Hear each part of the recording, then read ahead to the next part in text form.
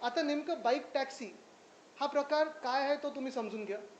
Bike taxi म्हणजे तुम्ही app base जसं आता ओला उबर वगैरे सगळे जे गाड्यांसाठी आहे, तसं तुम्ही मोबाईल फोनवर किंवा कुठेही थांबून या बाईक टॅक्सीवर सवार होऊन तुम्हाला जिथे जायचं तिथे जाऊ शकता.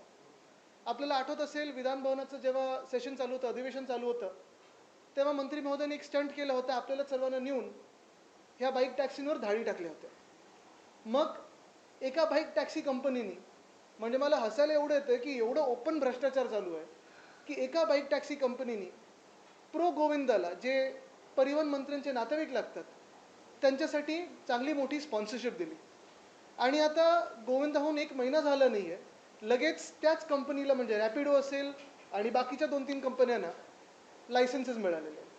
बरं, हे लायसन्सेस मिळाले चांगलं आहे, आनंदाची गोष्ट आहे की लायसन्सेस दिलेले आहेत, नवीन काहीतरी एक वेगळा मार्ग येतो आहे मुंबईमध्ये.